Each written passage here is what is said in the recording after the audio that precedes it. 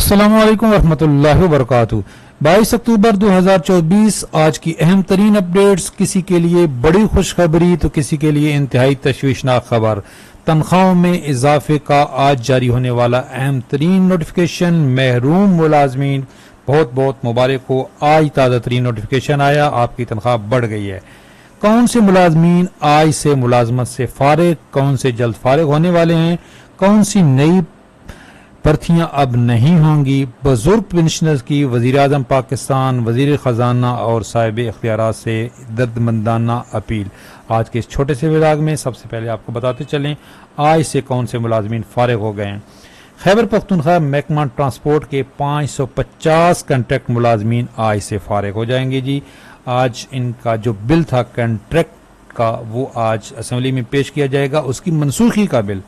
तो महकमा ट्रांसपोर्ट के कंट्रैक्ट मुलाजमीन का bill Khyber Pakhtunkhwa transport department आज असम्बली में पेश किया जाएगा, जिससे 550 से ज्यादा मुलाजमीन फारिग हो जाएंगे। 2022 में इस वक्त की पीटीआई दौरे हुकूमत में महकमा ट्रांसपोर्ट में कंट्रैक्ट पर मुलाजमीन को भर्ती किया गया था। इन मुलाजमीन को मुस्तकिल करने के लिए पीपल्स पार्टी की रुकन निगत और औरगजई ने प्राइवेट मेंबर बिल असम्बली में पेश किया था, जिसे मंजूर किया गया था और गवर्नर की जानिब से बिल पर दस्तखत भी कर दिए गए थे।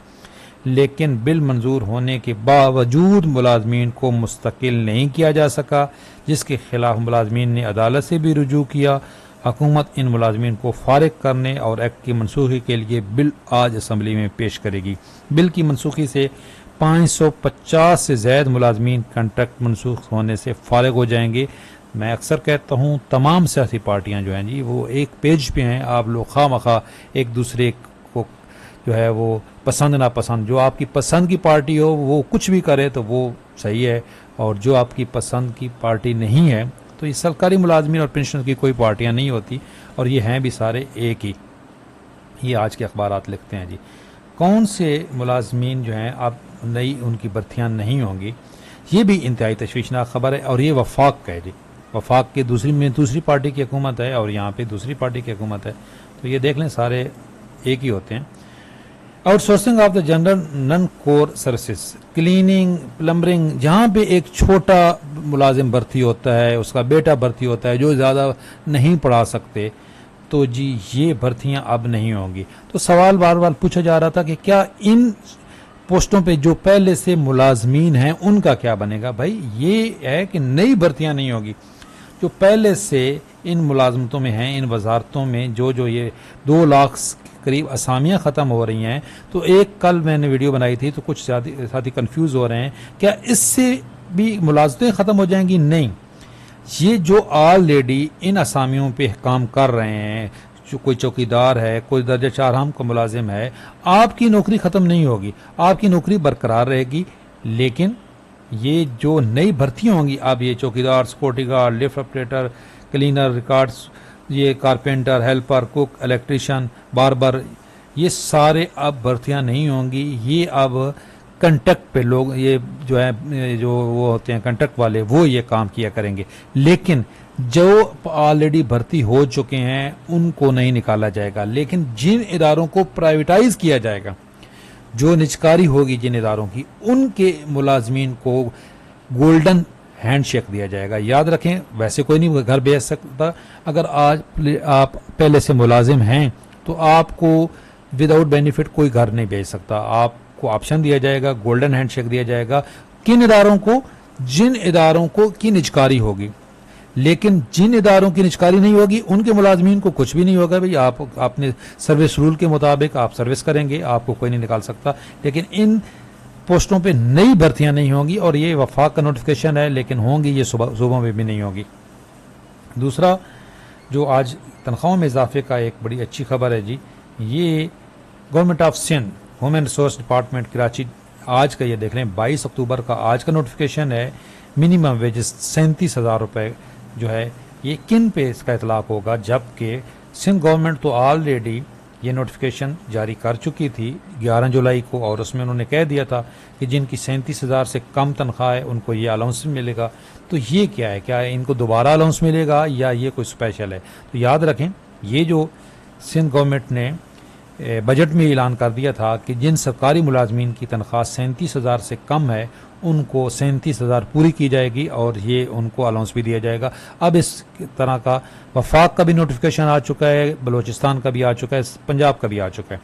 तो ये आज नोटिफिकेशन किसके लिए? याद रखें, जो प्राइवेट इदारे हैं, जो कमर्शियल इदारे हैं, फैक्ट्रियाँ हैं, जब तक ये ह्यूमन रिसोर्स डिपार्टमेंट का नोटिफिकेशन नहीं आता, इस नोटिफिकेशन का जिसका बजट में ऐलान किया गया था उनके ऊपर इतलाक नहीं होना था, उनको उनकी तनख्वाहें नहीं बढ़नी थी। तो आज ये ह्यूमन रिसोर्स डिपार्टमेंट का भी आ गया है, तो ये कहा गया है कि जो इसका इतलाक 1 जुलाई से होगा, इनको बकाया भी मिलेगा। जिनकी तनख्वाह 37,000 से कम थी उनको अब बकाया भी मिलेगा।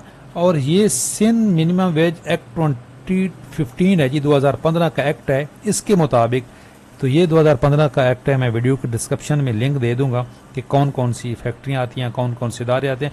5 से ज़्यादा जहाँ पे भी मुलाजमीन होते हैं वो इसमें शामिल होते हैं। तो इसमें स्कूल्स के टीचर जो हैं, स्कूल का अमला जो है भाई, 37,000 से कम किसी की तनख्वाह नहीं होगी। अब हमारे जो पेंशनर्स हैं जी, उनकी एक दरमंदाना अपील है कि ये जो कम अज़ कम उजरत है, इसके बराबर कम अज़ कम पेंशन होनी चाहिए। ये एक बिल्कुल वैलिड जो है ना जी एक अपील है, और ये हम वज़ीर-ए-आज़म पाकिस्तान से भी अपील करेंगे कि कम अज़ कम उजरत जो है उसके बराबर कम अज़ कम तनख्वाह होनी चाहिए।